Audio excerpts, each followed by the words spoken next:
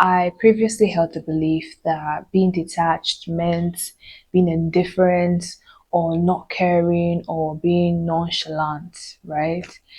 Almost similar to the character in Albert Camus' 1942 L'étranger, Meursault, right? But I was proven wrong. The results were disastrous. If there was ever a thing such as overcaring, then I was a victim of that. I suffered from overthinking for so many years. I just lived a life that was filled with anxiety and worry.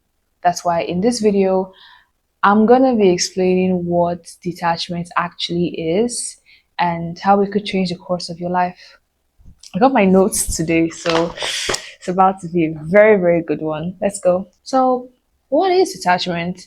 Detachment has become sort of a buzzword in the self improvement space, but simply put, it is learning to control what you can and live it with what you can't. It is a way of maintaining inner calm and peace regardless of external circumstances. So I first learned about detachment from The Daily Stoic by Ryan Holiday. Basically, he just wrote about the philosophy known as Stoicism, which was championed by Marcus Aurelius, the Roman emperor. If I were to summarize Stoicism, it's all about controlling what you can, which is yourself, and leaving every other thing to itself, just controlling yourself and leaving the world to do its thing, letting go of the need to control external circumstances because you don't have any power over it. The only thing that you have power over is yourself. That's what Stoicism is basically about. In other words, Stoicism is the only person I can control is myself. Hence, I focus on that. I do not concern myself with the external world. I leave the world to do its thing. I focus on me and I am happy, right? Stoicism is wonderful, by the way. And Stoicism made sense to me logically, but you see, I had a problem. My problem was I didn't know how to relish that control of external circumstances. For example, I knew that, yes, if I focus on myself and leave the world to do its thing, I would be happier, but I did not know how to relish that control of my external world. Yeah, Stoicism did not tell me how to actually let go of external circumstances. Similar to someone telling you that if you want to go to Lagos, you should drive your car, but the person does not tell you the route to take. There are so many routes to take to Lagos, so why not just be specific? So it wasn't until this year, yeah, this beautiful, amazing year that I read the book Reality Transurfing by Vadim Zealand. So Zealand explained the concept known as excess potential. What he said is that whenever you pedestalize an event or you give it too much importance or you worry excessively, you are accruing excess potential to that thing. And he emphasizes this excess potential thing throughout the entire book. He says that whenever you give something a lot of importance, you are accruing to it excess potential, and two things will happen. It's either one, the thing that you want to achieve will be far more difficult to achieve, or two, you will not get it at all. So he recommends that the best method for getting rid of that excess potential is by reducing importance.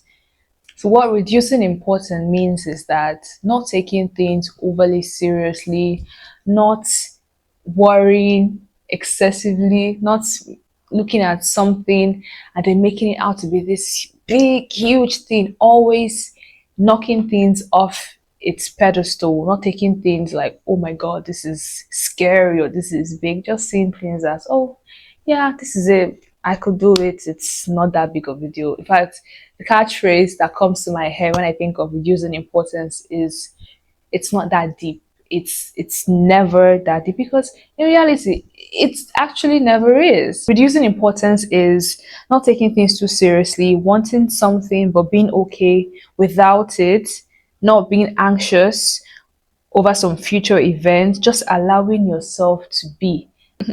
As Zilan himself writes, To gain your real freedom, you must abandon importance. Do not attribute excess meaning to anything, either inside yourself or outside in the world.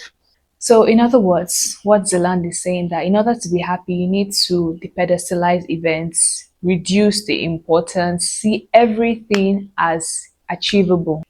You must not pedestalize anything within yourself or outside in the world. It is basically just learning to relish control. That was when it finally clicked for me that practicing detachment is simply reducing importance, not taking things overly seriously, telling myself it's not that deep. Nothing in this life is ever that deep or that serious.